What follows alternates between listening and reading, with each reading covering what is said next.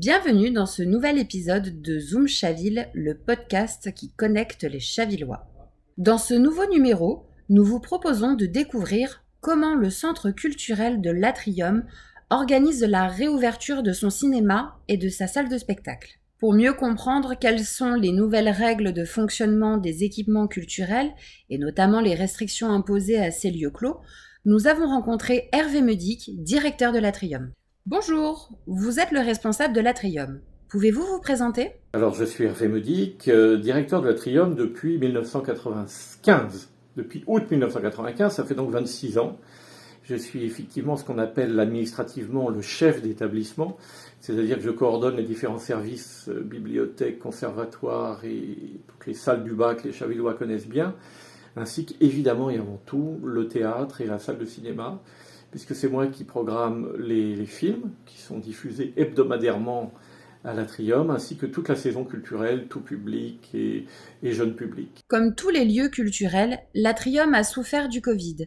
Pouvez-vous nous expliquer l'impact sur la structure et sur les acteurs culturels ? Alors l'impact, on va le découvrir, j'allais dire de mois en mois, voire d'année en année. C'est vrai que c'était une expérience inédite, douloureuse pour les artistes avant tout, parce qu'ils sont là pour jouer, et il faut qu'ils vivent, et douloureuse pour le public.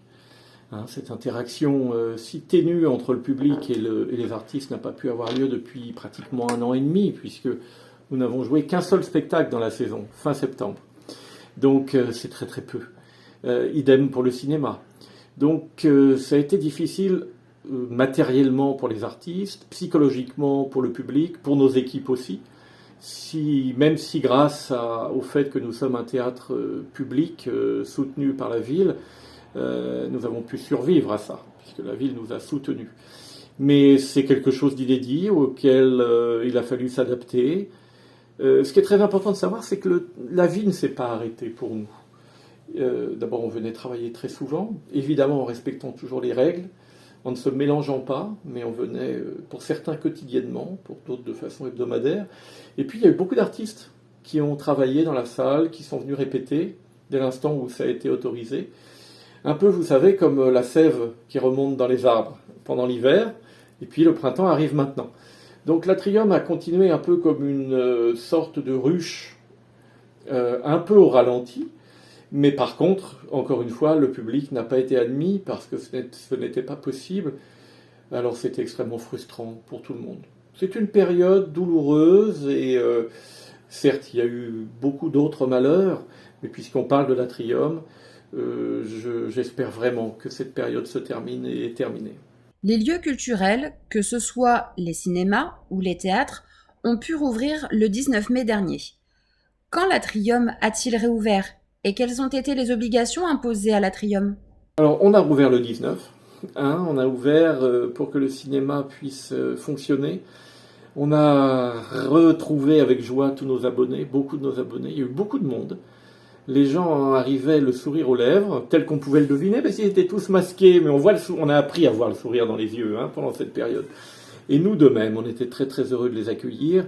Alors les contraintes, on n'a rien inventé, il ne faut pas non plus en être trop esclave, mais on les a respectées vraiment de façon assidue, à savoir évidemment le masque, évidemment le gel, et évidemment une séparation pour le moment, au jour où nous nous parlons, c'est-à-dire le 1er juin, qui est de 2 fauteuils par groupe, et puis une jauge de 35%. Mais cette jauge va évoluer le 9 juin, puisqu'elle va passer à 65%, et si tout va bien, au 30 juin, il n'y aura plus de jauge Covid. Donc il ne faut pas être trop prisonnier des règles. Cela étant, le public est extrêmement, j'allais dire, obéissant. Il joue le jeu complètement, il n'y a aucun problème. On est tous bien élevés et franchement, ça se passe avec beaucoup de douceur et beaucoup de gentillesse. Comment faites-vous pour la programmation du cinéma ? On sait par exemple que de très nombreux films sont sortis à la réouverture. Comment se fait la sélection ? Alors effectivement, il y a eu une espèce d'embouteillage, quelques bisbilles entre les producteurs et les distributeurs. Donc nous, on ne rentre pas là-dedans, on arrive vraiment à la toute fin, puisqu'on arrive, nous, on projette, on diffuse. On avait un peu l'embarras du choix, mais comme il y a encore un couvre-feu, il faut savoir qu'évidemment, on ne diffuse pas des films dont la fin s'effectuerait pendant le dépassement du couvre-feu. Donc on programme entre 7, 8 séances. Et le choix se fait de manière parfaitement arbitraire avec notre société de programmation. On propose des choses, on essaye toujours de trouver un équilibre entre les films commerciaux, sans que ce soit péjoratif, les films du moment, que les personnes ont envie de voir. On a repris avec Adieu les cons, par exemple, etc.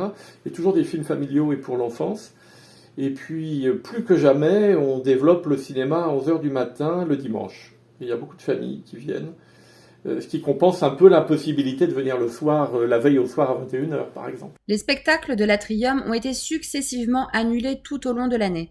Reste-t-il un espoir que des spectacles se tiennent avant la fin de la saison ? Alors il y a un espoir, puisqu'on reprend un spectacle mercredi prochain, le 9 juin, qui était un spectacle qui était prévu dans notre programmation de cette année, qui s'appelle, dont le titre est le jour où j'ai compris que j'étais juif, où j'ai appris que j'étais juif, avec Jean-François Derek. C'est un seul en scène que j'avais découvert à Avignon il y a 2 ans maintenant.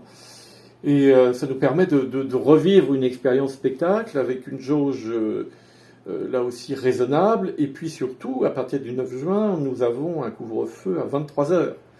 Donc le spectacle durant 1h15, c'est à 20h45, les Chavillois, les Sévriens, etc. pourront ne pas se stresser et sortir en toute tranquillité. Donc oui, l'espoir est là, c'est devenu une réalité, on en fait un, et un seul, parce que au moment où nous nous parlons, on a un très beau ciel bleu au-dessus de notre tête, et les personnes ont envie certes de sortir au spectacle, mais aussi d'être à l'extérieur, et on prépare surtout la saison qui vient. Les programmes jusqu'à l'été ont-ils pu être redéfinis ? Et si oui, comment les Chavillois et abonnés peuvent-ils en prendre connaissance ? Le cinéma va rester ouvert jusqu'à la fin du mois de juillet, une interruption au mois d'août, et on reprendra les derniers jours d'août, le premier jour de septembre. Enfin, on reprend toujours une diffusion cinéma un mercredi. Donc, pour ce qui est des spectacles, on va reprendre une saison entre guillemets normale, si tout va bien, fin septembre, début octobre. La saison prochaine est prête. Elle sera composée environ d'un tiers de nouveautés et de 2 tiers de spectacles qui auraient dû être vus par les Chavillois, en tout cas par les abonnés et les spectateurs de l'Atrium. Ils ne sont pas toujours Chavillois, et c'est très bien. Donc ça représente en gros un tiers, 2 tiers. Donc nous allons, toujours en collaboration avec nos alliés, nos amis et nos confrères de Sèvres, du sel, faire une présentation de saison au début du mois de septembre. On ne sait pas encore si on l'a fait au sel ou à l'Atrium, en fonction du centre Covid notamment. Les abonnements à cette période-là, les abonnements qui sont de plus en plus virtuels, c'est-à-dire par informatique. Et puis donc le premier spectacle qui sera Le Petit Coiffeur, écrit par Jean-Philippe Daguerre, qui avait fait Adieu Monsieur Hoffman et qui se joue à Montparnasse. Ce sera notre spectacle de rentrée qui est une création, donc qui est inédit et qui n'était pas prévu dans notre programmation. Alors les spectateurs pour le moment sont un peu dans l'attente, on va les contacter en temps utile. Et le moyen d'avoir les informations nécessaires, c'est comme d'habitude une plaquette spectacle qui va sortir à la fin du mois d'août, dans laquelle il y a tous les renseignements. Et puis bien sûr le site internet, Facebook, enfin tous les moyens modernes. Il y a une chose qui est importante, donc ça c'est pour les spectacles, une chose qui est importante à savoir, c'est que pour le cinéma, dorénavant, nous programmons tous les 15 jours. Avant, nous programmions tous les mois, avec un format papier d'ailleurs, recto verso avec Sèvres. Maintenant, nous le faisons tous les 15 jours, ce qui nous permet de nous adapter plus rapidement, un peu comme les cinémas entre guillemets normaux, qui font leur programmation tous les 8 jours. Ça veut dire que si un film ne fonctionne pas bien, ne rencontre pas son public, eh bien on peut ne pas le programmer, alors que si un film est totalement inattendu émerge, on peut le récupérer. Alors qu'une programmation mensuelle, eh bien, si vous avez prévu pour dans un mois un film, vous êtes obligé de le programmer quoi qu'il arrive. Donc ça nous donne en clair une plus grande souplesse, et on diffuse encore une fois sur notre site, sur les panneaux de la ville, l'affichage de la ville, etc., etc. On ne fait plus de format papier pour le cinéma. Concernant la programmation, peut-on espérer retrouver le Forum des Savoirs ? Alors, d'abord, le Forum des Savoirs ne dépend pas de moi. Il ne dépend pas de l'Atrium de Chaville, il dépend de la ville. Il est géré par le service culturel de la ville. Mais je dirais que le Forum des Savoirs, c'est le seul qui ne s'est pas interrompu du tout. Parce qu'ils ont fait des vidéos en direct. Et bien entendu, ils vont continuer. Ils sont dans nos bureaux, on travaille ensemble au quotidien, bien entendu. Je sais que la programmation est décidée d'ores et déjà. La diffusion va se faire à travers les canaux habituels. Donc oui, le Forum des Savoirs, il n'y a aucun souci. Il continue plus que jamais. Avez-vous envie d'adresser un message pour les Chavillois ? On a toujours envie d'adresser un message aux Chavillois. C'est leur maison. C'est leur maison, ils le savent bien d'ailleurs. Donc c'est une grande émotion de les retrouver. Franchement, c'est pas une phrase toute faite. C'était déjà émouvant au mois de septembre dernier. On pensait qu'on en avait fini avec ce Covid, et moi le premier. Et on s'est aperçu que c'était encore pire que les mois précédents. Donc là, on a vraiment envie de les retrouver, de se retrouver ensemble. Vous savez, quand vous parlez à un public qui vous écoute entièrement masqué, ce qui était mon cas au mois de septembre, c'est assez impressionnant. Donc je rêve de nous voir tous démasqués, de ne plus voir seulement que le sourire des yeux, mais aussi les vrais sourires, et dire aux Chavillois que plus que jamais, on les attend.